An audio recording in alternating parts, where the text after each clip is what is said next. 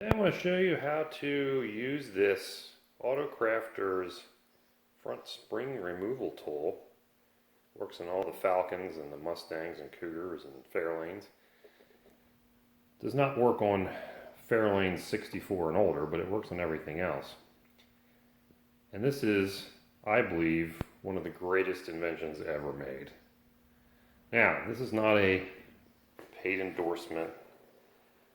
I did not get this given to me, or I'm not doing a product demo or anything. Here is the bill that shows I purchased this.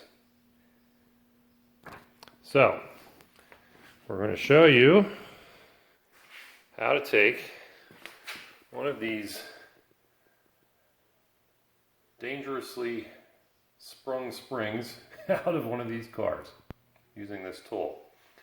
If you watched my other videos on the Falcon project, and you may have just come here because of this tool, and that's fine. But the other videos I did on this Falcon project, I told about trying to use one of those free rentals from Parts Express or whatever the store is, where you can get one for free, just borrow it. You know, you put a deposit down and take it back. And they're the hook springs that go down inside the spring. And you try to compress it inside like that. My experience was it did not work.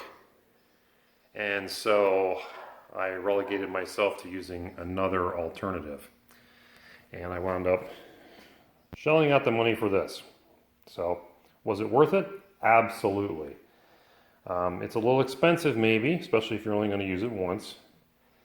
But you may find that somebody in your local club, Mustang Club, Falcon Club, whatever, might have one of these that you can rent or borrow from them. Or you can purchase it like I did and then offer it to other people who maybe will kindly donate 10 or 20 bucks every time they use it. So, just a thought. So let's get on with how this thing works and why I'm in so much love with it.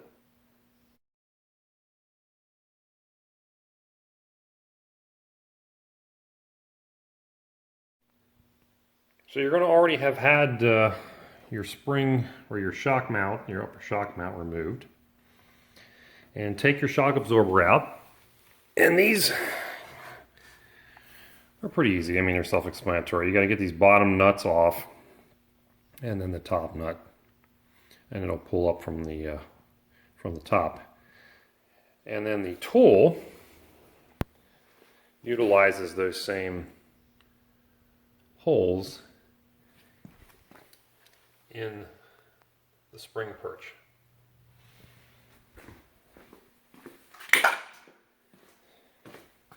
As I've got a sample there.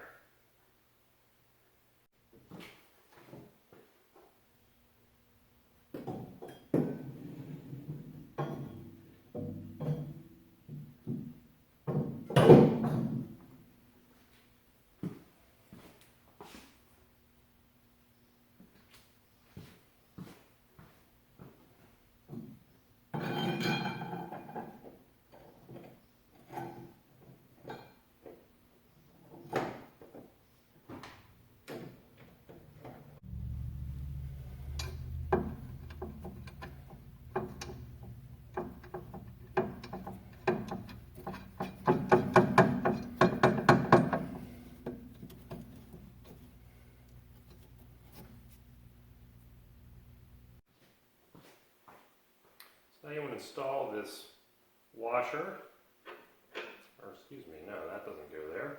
You want to install the bearing first, then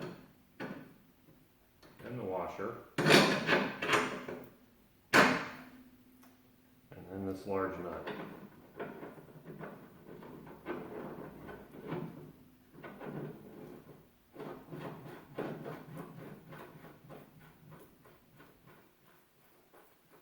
The instructions will tell you you're going to want to oil this shaft so that you don't have any resistance as you're cranking this thing down. You can use grease or oil. Oil seems to be better because the grease kind of gets wiped off somewhat from this nut. Do not use penetrating oil or WD-40. It's not a good enough lubricant for this.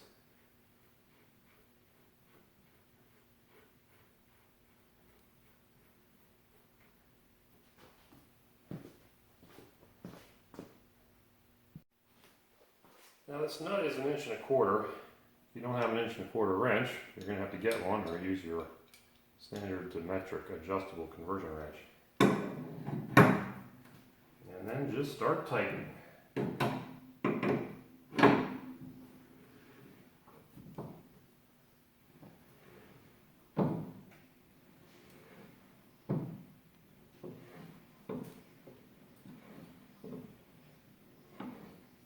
Well, I'm not going to bore you with this. We'll come back in a second. Now the object is not to completely compress the spring like you might think. You only have to relieve enough tension on it so that you can remove the upper control arm and the spring perch from it. You have to remove the upper control arm to be able to get the spring assembly out, which seems like it might be a detriment to this tool, but if you're taking the spring out, chances are you're going to want to take this upper control arm off anyway, because either it's going to be worn out and you're going to be putting something else on, or it just needs to be greased or needs new ball joints or something like that. So I don't think there's too many instances where you're not going to be taking the spring out and not wanting to take this upper control arm out. So that doesn't seem like it's a big detriment to me. So next we'll unbolt the spring perch from the upper control arm and then remove the rest of this. And the nuts for the spring perch are on the underside of the control arm. You'll see them on either side. And then we need to take these nuts off here for the upper control arm, which are accessed from the engine bay.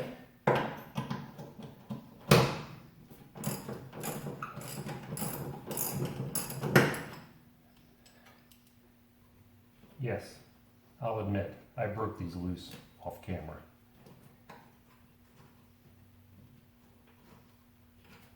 You're probably going to need a breaker bar to get those loose.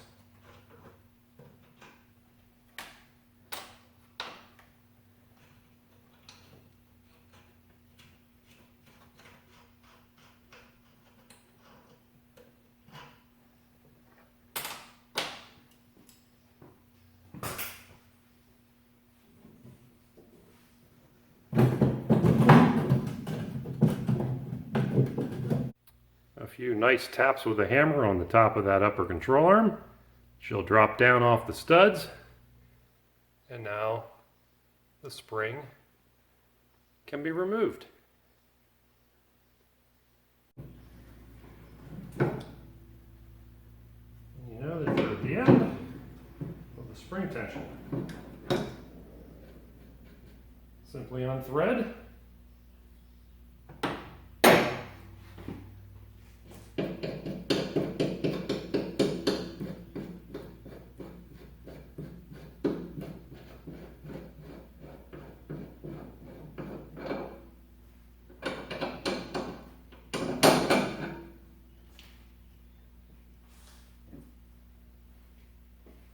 Wind up with something that looks like this.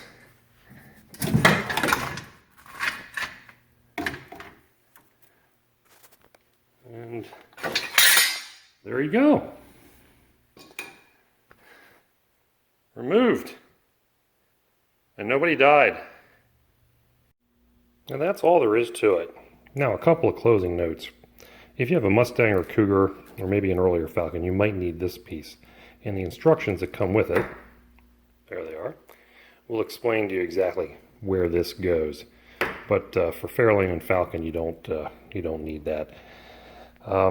You do not need to remove the control arm from the knuckle. I did, only because I'm working and replacing pretty much everything under the front end of this car. So you only have to disconnect it inside and pivot it out so that you can remove the spring.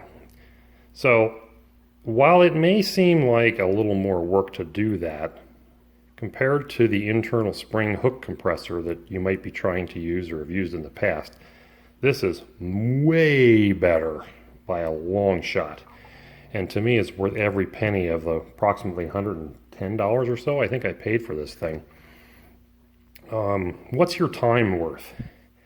Are you really prepared to screw around and be frustrated with that wrong tool for several hours trying to get it to work? And in my case, I couldn't get it to work. It just simply wouldn't. It would spin on the coil spring because it didn't have any bearings with it. And despite the fact that I also had to make a spacer and all kinds of stuff, and nothing ended up working. I got this and I did the first one and it was just like lickety split. I couldn't believe how easy it was. So, excellent tool. Follow the directions. Do not necessarily follow what I did in the order that I did it. I am not a professional. Read the instructions that come with the tool. I am only showing you how I did it. I am not telling you how to do it. Keep that in mind as you watch the video. So, there it is. The Autokrafters Super Duper Coil Spring Removal Tool. One of the greatest inventions of our time. I'm so glad I bought it. I almost am looking forward to using it on the next car. So that's it. Hope you found this helpful. I'll put a link to Autokrafters in the description below. And if you have any questions, please leave them in the comments. As always, thank you for watching. If you're interested in the 66 Falcon project, check out my other videos on that. And we'll talk to you soon.